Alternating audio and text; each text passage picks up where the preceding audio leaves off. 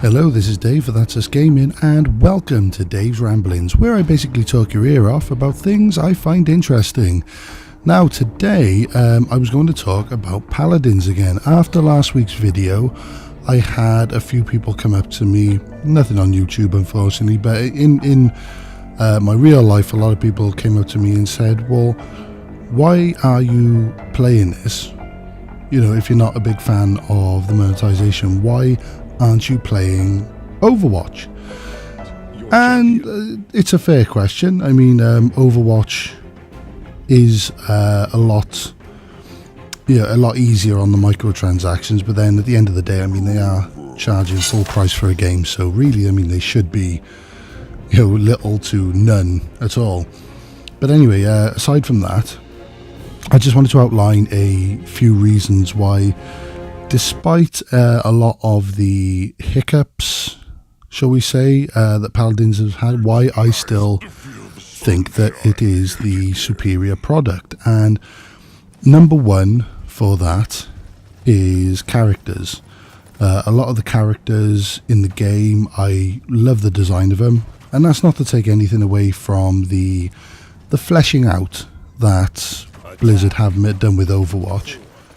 But Paladins, as I say, I mean, everyone has a backstory. I love the setting, the sort of, fantasy, yet, guns.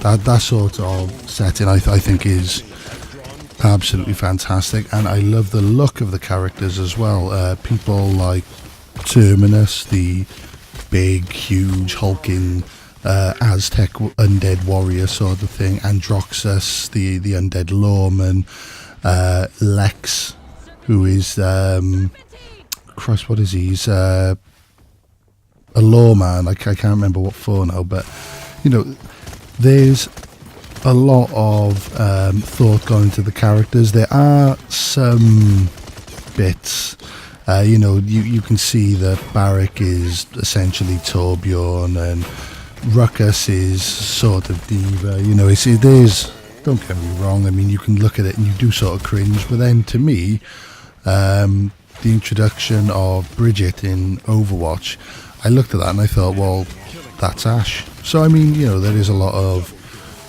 copying going on there.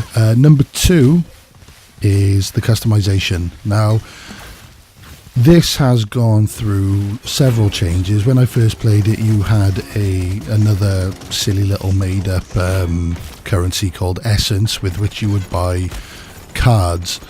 And cards, you could level them up from 1 to 5, and different things did, different things. But so basically, now you've got your character. Now, for example, Barrack. Barrack is the dwarf. He's a frontline champion, which means he will absorb damage coming towards him with shields and stuff like that. And, he's meant to be sort of, taking the hits. He's your tank. But I found recently that if I'm not the healer, people aren't fucking healing me. So with Barrack, I mean, if I'm playing with somebody who has gone Grover, and now for those of you who haven't played, imagine Lucio, that sort of area healing effect. If I'm playing with Grover, fine. I will just keep Barrack. I will put different cards in his slot so that I get the maximum damage and health, etc. that I can. But if I'm playing with somebody who's playing a support like Genos or I can't remember a bloody name right now. But anyway, if I'm playing as somebody who isn't really an area healer, but for some reason will not bloody heal me, I have found a way of using the cards to boost my life if I hang around my turrets. Yes, he builds turrets like Torbjorn. So that way then, I'm still healing myself despite the... But it's that customization I love. Now, in the current release, which is the full release of the game now, what they've done is you have access to all the cards, rather than having to buy certain ones. Which is good, because then it saves you... I mean, before you would have to hope that you had enough essence to buy a certain card, or you know, you got it from a loot box sort of thing. But now you have access to all of them. You can customize your characters as you want. I mean, I've got several different Grover variations depending on, you know, what we're playing, whether we're playing team deathmatch, you know, stuff that'll go in my attack, stuff that'll go in my healing. And it's nice because you don't have to play, even though they're all the same character, you don't know how that other person is going to play. They might have less life than you, they might have more attack, they might have some, you know, it's very varied. I mean, you could have two barracks meet on the field and they could be completely different characters, and it's that sort of thing that I absolutely love. Another one is the game modes. Now, okay, you've got Overwatch's attack and defend, and I'm not gonna lie, I can't stand it. You know, it's well, I say I can't stand it, it's just I don't like the whole, oh, well, you're attacking, you're defending. But Siege on Paladins is incredible. So the idea is, now on on Overwatch you have the attack and defend, and you've also got the objective where you got to just take the point. Now imagine that was combined so that you have to take the point in the middle of the map to get the payload for your side, and then push that payload to the enemy base. Now what I like about this is you head to the objective. If you take the objective, you get a point.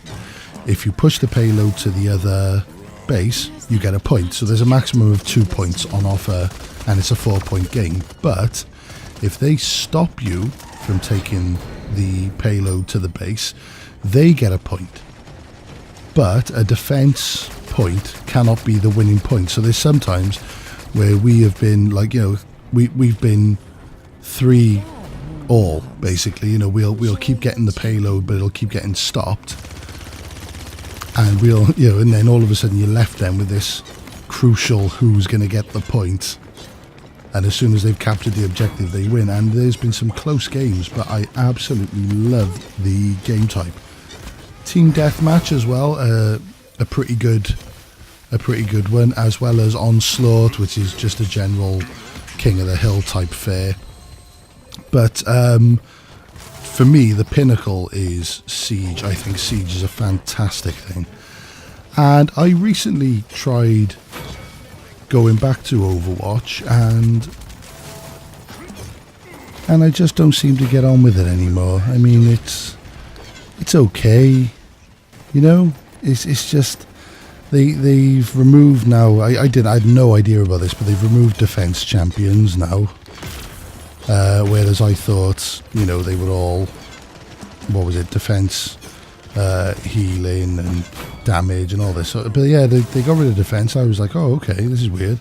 I tried Wrecking Ball and wasn't really fussed with him, to be honest. Wasn't fussed with Bridget, and maybe that's what it is. You know, some people prefer this, but those are my reasons anyway why I have started playing. Well, I say started, why I've kept with Paladins as opposed to Overwatch.